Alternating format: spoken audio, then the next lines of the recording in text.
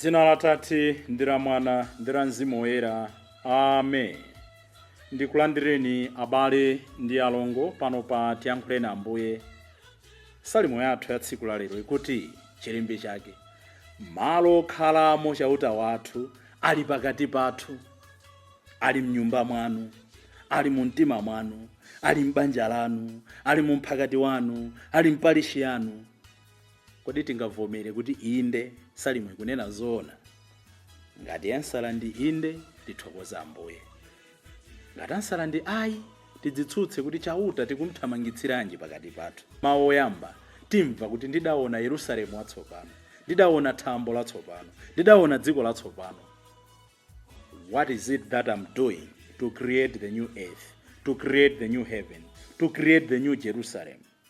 Before we reach the new Jerusalem, we must live here and now into the new heaven, into the new earth, into the new Jerusalem. Ndikulandireni abale ndi alongo pano pa Tiyankhuleni Ambuye. Lero ndi lachisanu pa 29 November chaka cha 2024. Ndi lachisanu la mulungu wa 34 pa chaka. Lachisanu lomaliza la chaka cha mpingo. Ndipo mawa tikutsendera chaka cha mpingo kuti tiyambe chaka 1 kapena kuti chaka C likakhala tsiku la mulungu. Tili mu tsiku lachisanu la msonkha wathu pano pa Tiyankhuleni Ambuye. Mwachitapo kale kanthu? Mupereka motani? Muthandizira motani? Zinthu zadula koma utumiki uyenera zipitirira.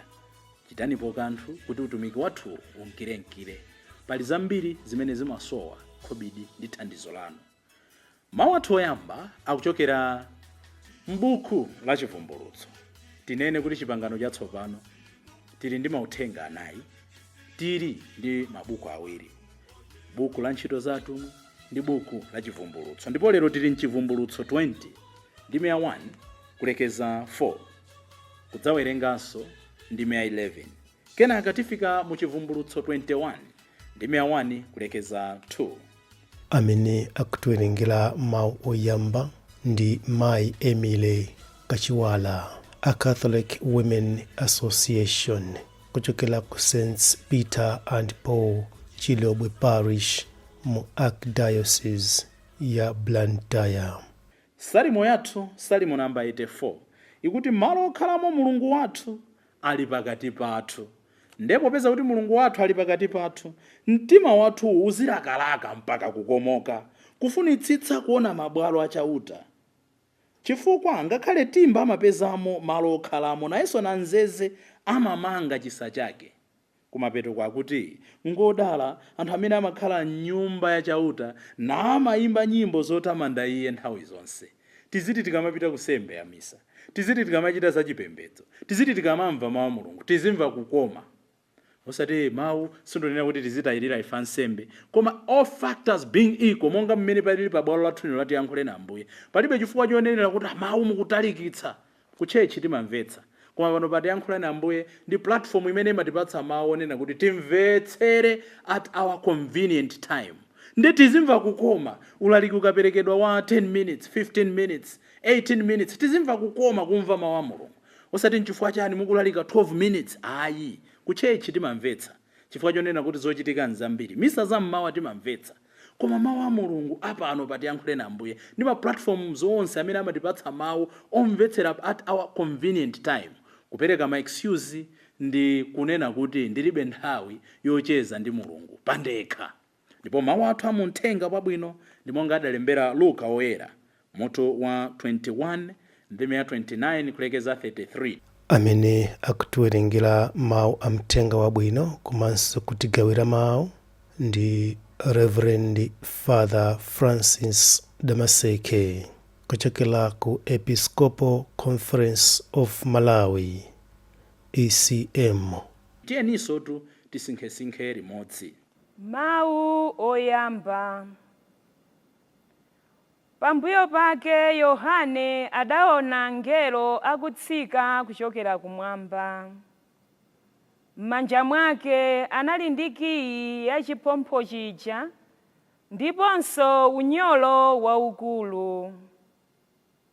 Adagwira chinjoka chija ndiye kuti njoka yakale ija yotchedwa mdierekezi ndiponso Satana nachimanga zaka 1,000. Kenako adachiponya mchimphompho muja nachitsekera nkumatirirapo potsekerapo kuti chitsadzanyengeso mitundu ya anthu mpaka zitatha zaka 1,000 zija. Zitatha zakazo ayenera kudzachimasulanso nthawi pang'ono. Pambuyo pake ndidaona mipando yachifumu, ndipo okhala pa mipandopo adapatsidwa mphamvu zoweruzira milandu. Ndidaonanso mizimu ya anthu amene anawadula pakhosi chifukwa chakuchitira Yesu umboni, ndiponso chifukwa chakulalika mawu a Mulungu. Iwowo sadapembedze nawo chirombo chija kapena fano lake lija, ndipo adakana kulembedwa chizindikiro chija pa mphumi kapena pa dzanja.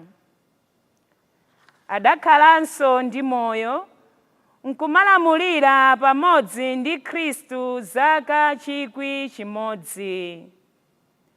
Pambuyo pake ndidaona mpando wachifumu woyera waukulu, ndiponso amene amakhalapo. Dziko lapansi ndi thambo zidathawa pamaso pake, ndipo sizidapezekepo konse. Ndidaonanso anthu akufa, akuluakulu ndi ang'onoang'ono omwe. Adayimirira patsogolo pa mpando wachifumu uja, ndipo mabuku anafutukulidwa. Anafutukula buku linanso, limene lili buku la moyo.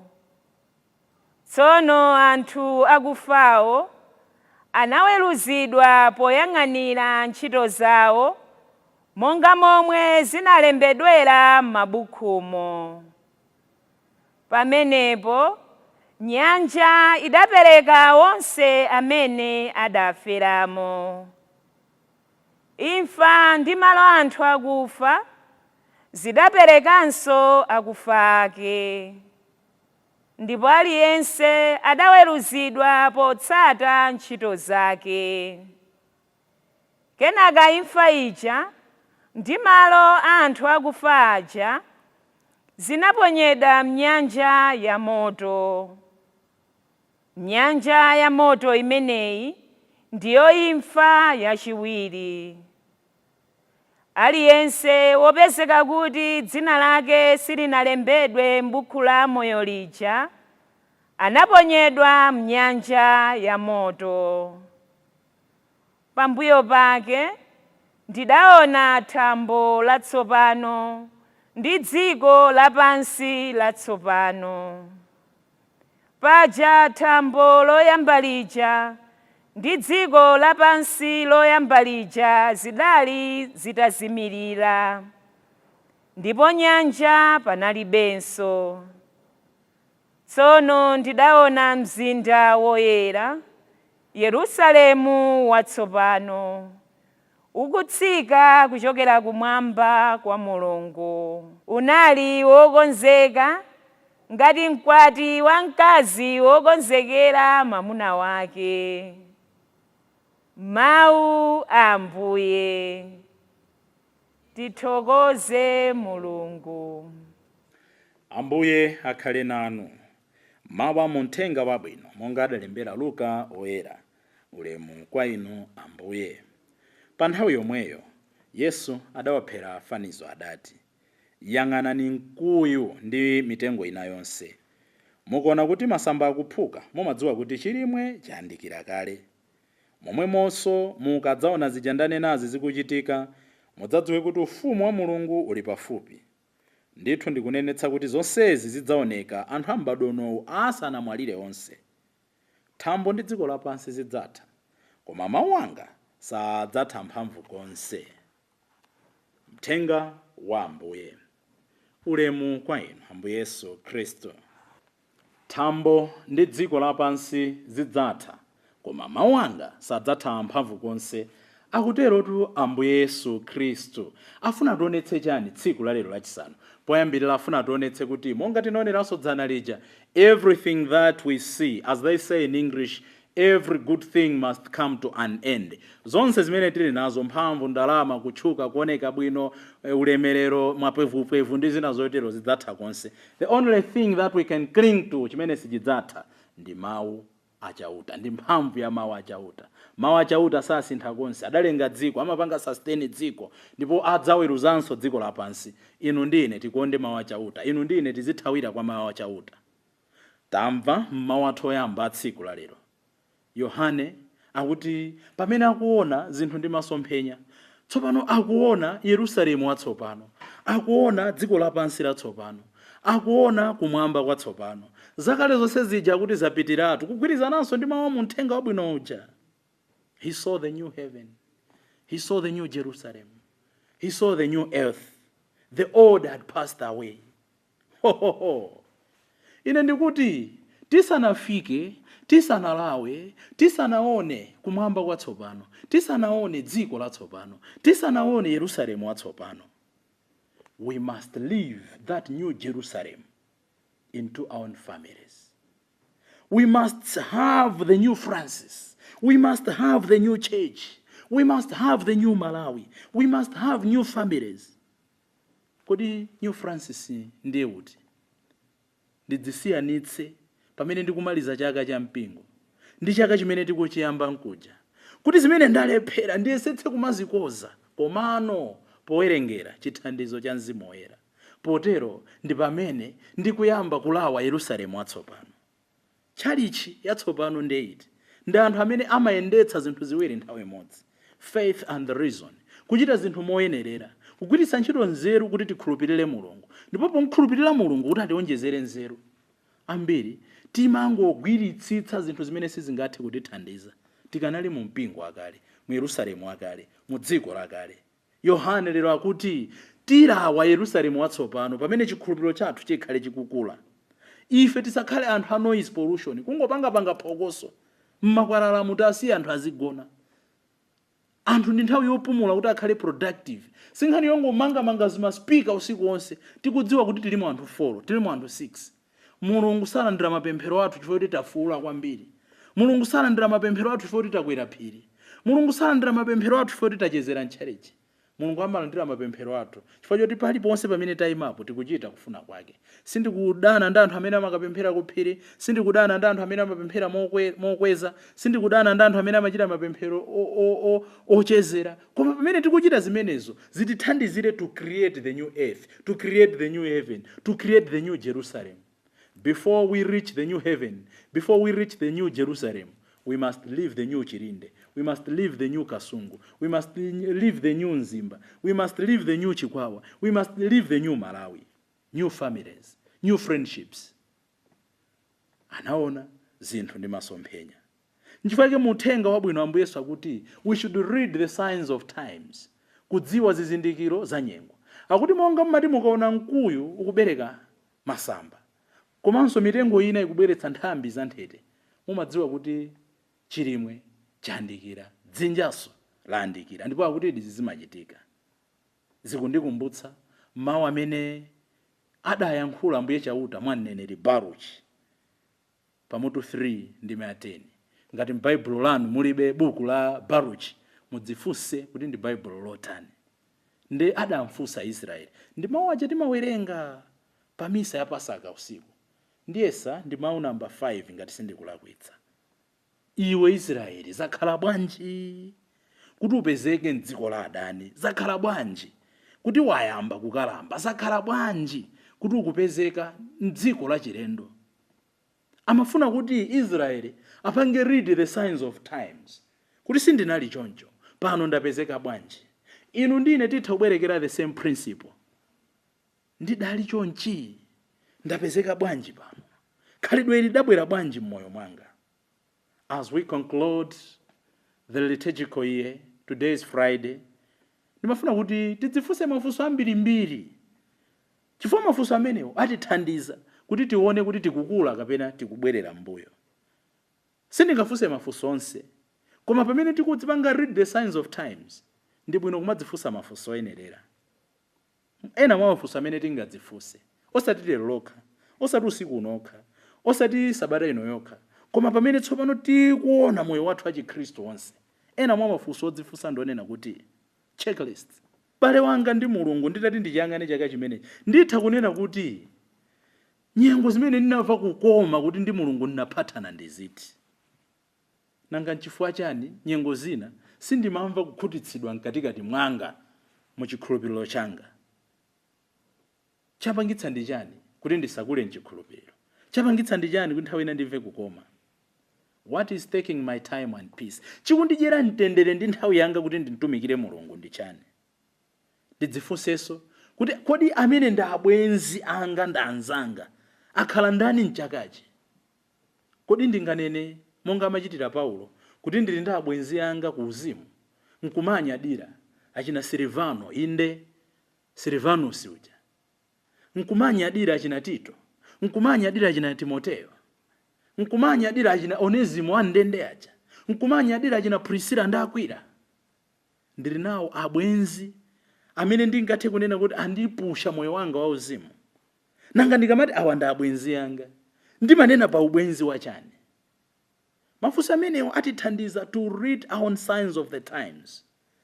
Pa maubwenzi amene ndili nawo, kodi anthu ndikuona kuti amapindula chani mmoyo mwanga? Akandiona amanena kuti I'm contributing positively into their lives.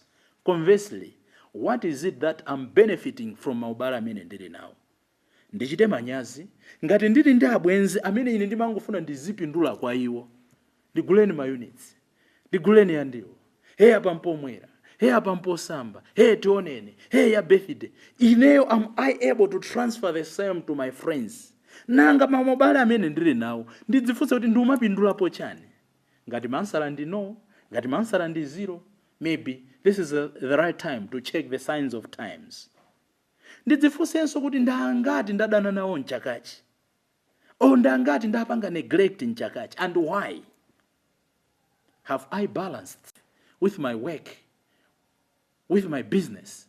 Kuti ndikautenga moyo wanga wa uzimu ndi mmene ndimakhala day to day life, ndimapanga strike a balance.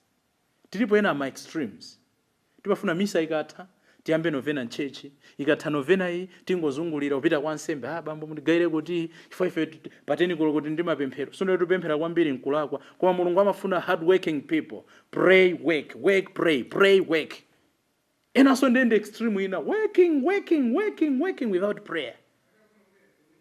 Have I balanced my work with my faith? Between my faith and my work and my business, where do I find more joy? Kumene ndimapeza chimwemwe chachikulu ndikuti tikhala nditsoka ngati chimwemwe chathu chimapezeka kwambiri ku ntchito ndi ku business. True joy monga yanenera Salimu yathu ya lero ikuyenera izipezeka m'nyumba ya Ambuye, ikuyenera izipezeka m'nyumba ya chauta.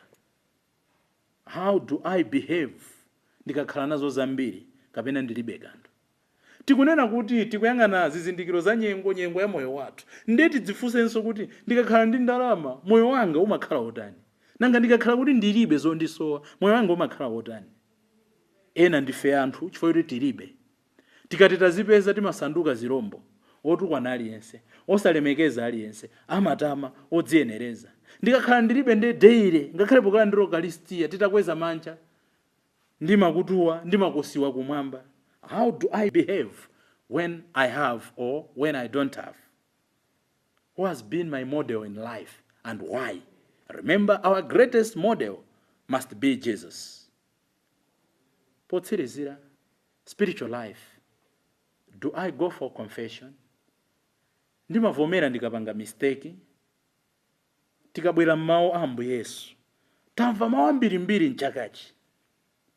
Tandifotokozere za ukapita wako. Nditamva mawu amene aja. Chimene ndinachitapo mmoyo mwanga ndi chani? Reading the signs of times. Nanga nditamva fanizo la anamwali 10 asanopusa asanochenjera. Ndidadzika mbali iti. Nanga ndikuchitapo chani? How about ndikamamva maonena kuti tsiku lina likudza. Nanga ndikamva maonena kuti stay awake, potserezera ndikamva maonena kuti mukugugitsiranje nthaka, ndikuchitapo chani? Ambuye Yesu lero akunena kuti mukaona mtengo wamkuyu ukuyamba masamba atsopano, komanso mitengo ina ikubereka nthambi za nthete, mumadziwa kuti nyengo ikusintha. What is it that is changing in me? Changing positively or changing negatively? Tizitenge zonsezo tatulire Ambuye. Dzina la Atate ndi la Mwana ndi la Mzimu Woyera. Amen.